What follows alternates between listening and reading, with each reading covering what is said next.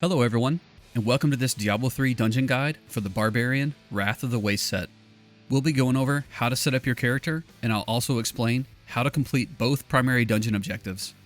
Keep watching until the end to see a full playthrough of the entire set dungeon with additional tips. To get started, first let's take a look at the set bonuses so we'll know how to gear out our character. This set provides buffs to the Rend and Whirlwind skills, both of which you will want equipped. Your damage won't be the limiting factor in completing this dungeon, so there's no significant need to find additional gear to further buff these skills. There's also no particular mechanics you need to know about, other than just using the skills to gain the benefit from the buffs. Inside the dungeon, you will simply be applying Rend periodically and using Whirlwind as the main damage dealing skill for clearing monsters. It is important to note that Whirlwind is a channeled skill, constantly consuming your Fury resource over time.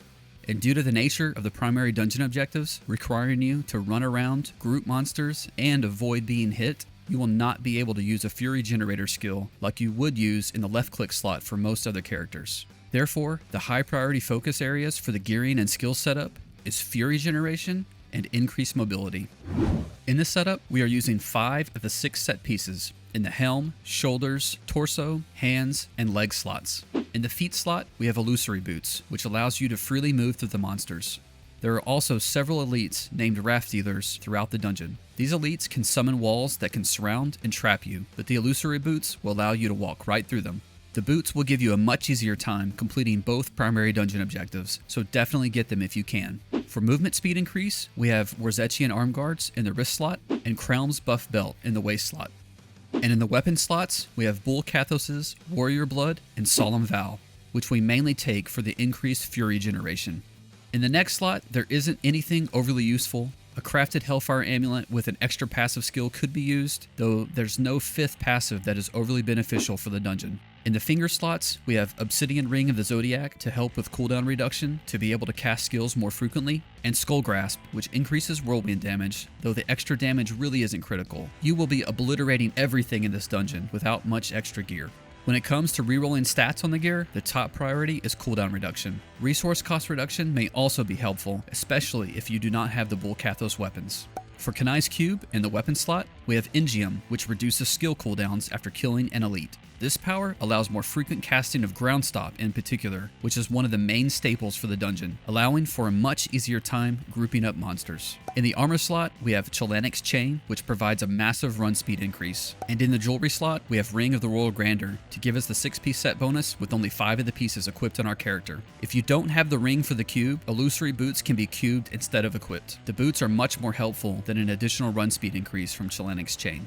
For gems, we have a diamond in the head slot for additional cooldown reduction, rubies in the gear slots, and emeralds in the weapon slots. The legendary gems aren't critical. Bane of the Powerful and Bane of the Trapped provide good damage increases. Gogok of Swiftness is recommended for the additional cooldown reduction, though you won't benefit from it much since you won't be whirlwinding constantly. For Paragon, the main priorities are movement speed, maximum fury, cooldown reduction, and resource cost reduction. Next, let's go over the skills. We'll be using Rend, which is needed to complete one of the primary dungeon objectives. We take the Ravage rune, which increases the radius for the skill. We'll also use Whirlwind, which is our main damage dealing skill. We take the Hurricane rune, which provides an important crowd control function to help us avoid getting hit and also makes it easier to group up monsters when clearing. Next, we have Ground Stomp with the Wrenching Smash rune. This is a very important skill to use to help group up monsters to hit with Rend. The selected rune increases the radius of the pool, which will make it much easier to complete the dungeon objective. Next, we have Battle Rage with the Ferocity rune and Sprint with the Marathon rune for movement speed increase. And the last active skill is War Cry with the Charge rune. This skill is used anytime you're getting low on Fury. For the passive skills, we have Unforgiving, Animosity, and Weapons Master, which all provide increased Fury generation. And then, lastly, Pound of Flesh, which provides movement speed increase. And now, let's go over the dungeon objectives. The first primary objective is to rend 10 different enemies at once 5 times. You'll accomplish this by performing the following sequence. First, you'll run around a room aggroing monsters, getting them to pursue you. Once it looks like you have at least 10 enemies surrounding you, you'll hit Ground Stomp to suck them in close and stun them. Next, you'll cast Rend while they're stunned. And lastly, you'll finish them off with Whirlwind to kill them before they have a chance to hit you. You'll repeat this sequence to perform a Rend pull every time you spot a cluster where it looks like there will be at least 10 enemies.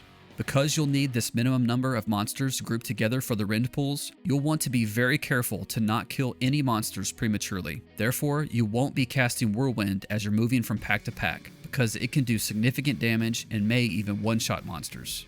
Whirlwind will also be spawning Dust Devils due to the 6-piece set bonus. These Dust Devils are small tornadoes that spawn while you're casting Whirlwind. They move in the direction of your travel, but since you'll most likely be spinning around in circles, they will emanate outwardly from you in random directions. They can do a surprising amount of damage and can ruin the beginning of a rend pool if you're not careful. So it's important that once you've killed a group of enemies, that you wait a few moments for the Dust Devils to dissipate before moving on to the next group. If you move too soon, you may aggro a monster into a Dust Devil and inadvertently kill it.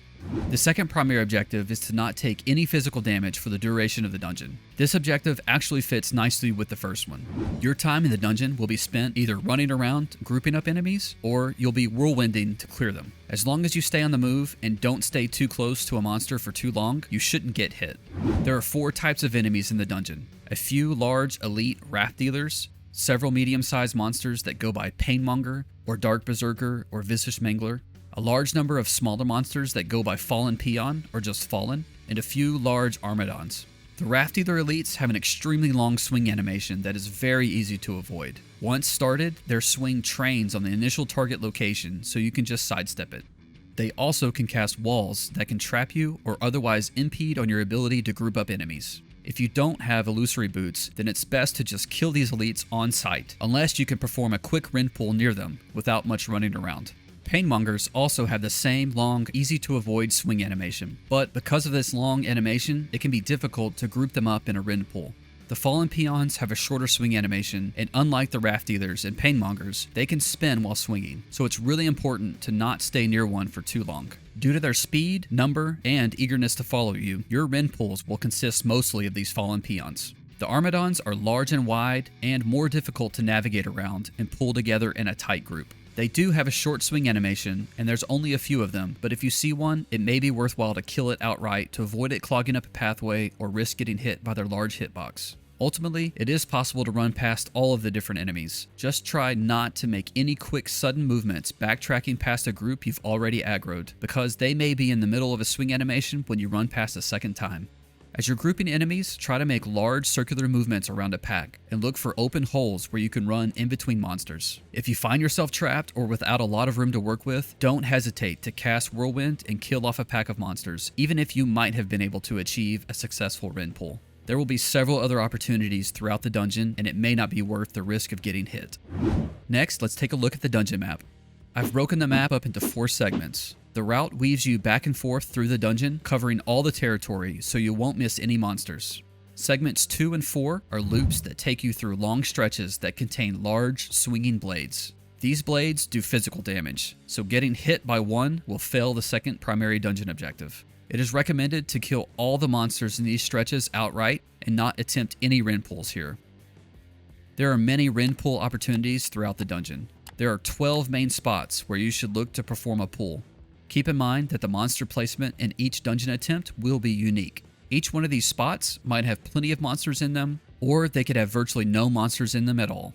Generally, each designated area at least occasionally contained enough for a rend pull. Some spots might even contain enough monsters for 2 pulls.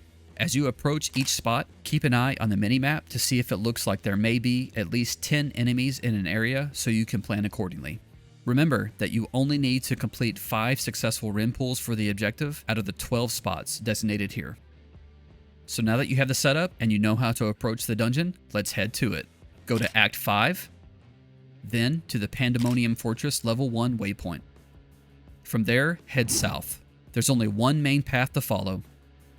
The dungeon entrance is at the last bend in the path. And next, we'll look at the playthrough. For this run, I went with very bare bones gear to demonstrate techniques. Any additional items or stats that you get, consistent with the recommendations earlier, will give you a much easier time completing the dungeon. Once inside the dungeon, cast your Battle Rage and Warcry buffs. Make sure you do not have a follower assigned in this dungeon. They will just get in the way. Here's the first large area. There will almost always be enough monsters here for at least 1 or 2 rend pulls. Aggro the monsters, circle around them to group them up, cast Ground Stomp, rend, Whirlwind them down, then back off to let the Dust Devils dissipate before moving to the next group. There looks to be a large enough grouping here for another 10 monster rin pool, but there's a raft dealer. Focus him down first and then reassess. It can be really tricky around these pillars, so take your time to avoid getting hit. Circle around and go through the sequence. Ground Stomp, Rend, Whirlwind. We only hit 9, but that's okay. Keep moving forward. Try to peek at your minimap pretty often to see the monster count of an area. Not enough monsters here. Not enough here either, but there's a raft dealer anyway, and he needs to be taken down. And now we head to the first section of Swinging Blades. Keep your eyes on the blades and take your time going past each one.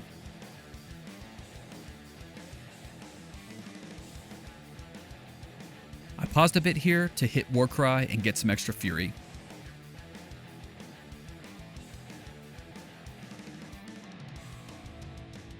This spot had just enough monsters. Be careful in these narrow pathways like the one coming up. Be ready to whirlwind to avoid getting stuck. Another spot with no monsters. And another raft dealer. Down him immediately.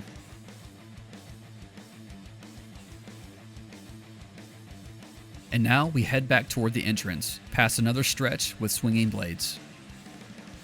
Methodically, one portion at a time. Since we've already been past these sections, we'll mostly just be doing cleanup work here. You usually won't be able to do another rin pool, so just kill these monsters to get on to the next opportunity.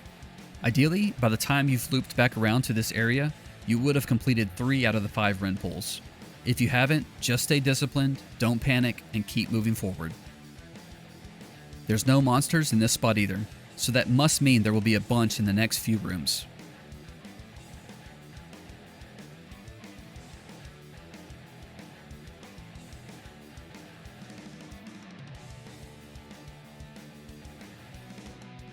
We really need a good pull here, and we got it. Here, I'm trying to see if there's another 10 monsters for our 4th pull. I'm biding time by circling around multiple times, trying to count the monsters on the move. Looks like we have enough. And now, another blade section. These are the only sections in the dungeon where it's okay to blindly whirlwind through everything. Your main focus must be the blades.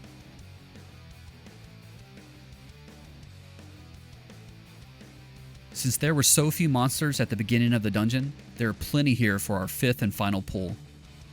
And now, we can relax a bit and just focus on clearing the rest of the dungeon. Take down the raft healer and Armadon before getting hit.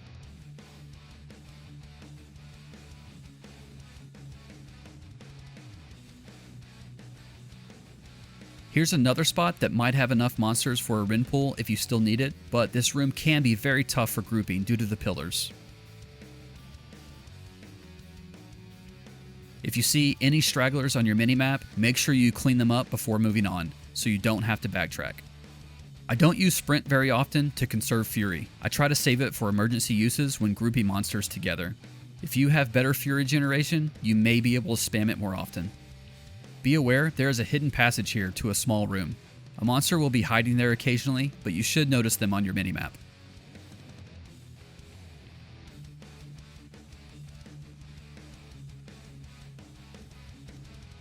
And now we finish off the dungeon with our final swinging blade section. And we're done. Good luck trying to finish this one. If you enjoyed the guide and would like to see more content, please consider liking this video and subscribing to the channel. Thanks for watching.